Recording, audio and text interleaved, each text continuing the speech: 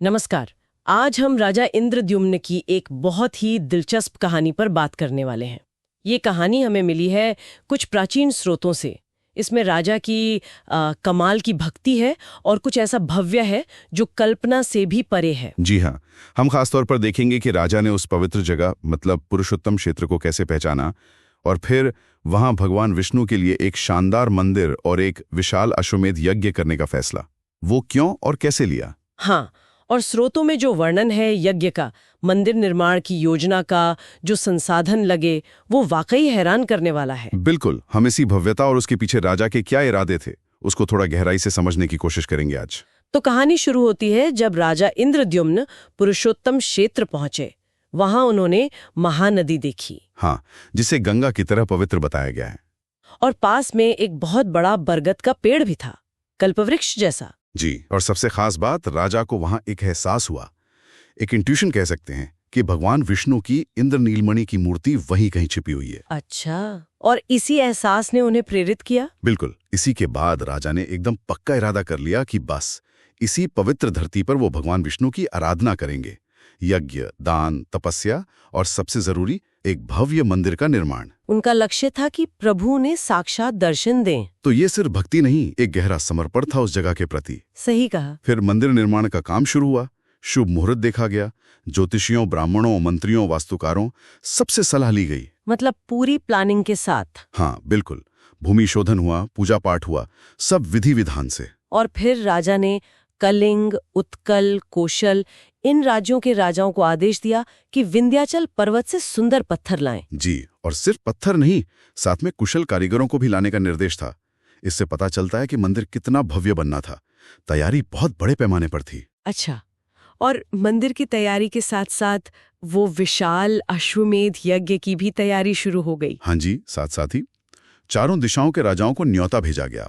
और कमाल की बात यह है कि सब आए। सब आए? वाह। हाँ, और अपने साथ सोना, मणि, मोती, हाथी, घोड़े, रथ, कीमती कपड़े, मतलब बेहिसाब दौलत लेकर पहुंचे थे। ये तो गजब है।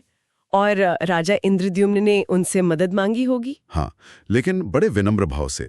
उन्होंने यज्ञ और मंदिर निर्माण में सहायता का निवेदन किया और सब राजाओं ने खुशी खुशी हामी भर दी। ये राजा के प्रभाव को भी दिखाता है और शायद उस कार्य की पवित्रता को भी। बिल्कुल। फिर यज्ञ की सामग्री जुटाई गई। वेद वेदांग के बड़े बड़े ज्ञाता, ऋषि, महर्षि, ब्राह्मण सब वहां उपस्थित हुए। और यज्ञशाला, उसके बारे में क्या बताया गया है? यज्ञशाला तो कहते हैं धीवरों के गांव के पास बनी थी और सोने रत्नों से ऐसी सजी थी कि जैसे इंद्र का भवन हो। बहुत भव्य। अलग अलग राजाओं, ब्राह्मणों, वैश्यों सबके लिए अलग अलग ठहरने की जगह बनाई गई थी। मेहमान नवाजी का भी जिक्र है शायद। हाँ, मेहमान नवाजी तो ऐसी कि पहले कभी न देखी गई न सुनी गई। राजा खुद सबका सत्कार करते थे। बढ़िया भोजन, बारीक चावल, गन्ने का रस, गौरस यानी दूध, दही, सोने के लिए आरामदायक इंतजाम। और वो रोज 1 लाख ब्राह्मणों को भोजन कराने वाली बात। हाँ, रोज 1 लाख ब्राह्मणों को भोजन कराया जाता था और इसकी घोषणा डुगडुगी बजाकर की जाती थी। बाप रे, 1 लाख रोज? जी, इतना अन्न, दूध, दही, घी बांटा गया कि स्रोत कहते हैं मानो उनकी नदियां बह रही हों। ये तो अविश्वसनीय लगता है। हाँ, ये दिखाता है कि संसाधन कितने ज्यादा थे और राजा की इच्छा शक्ति कितनी प्रबल थी।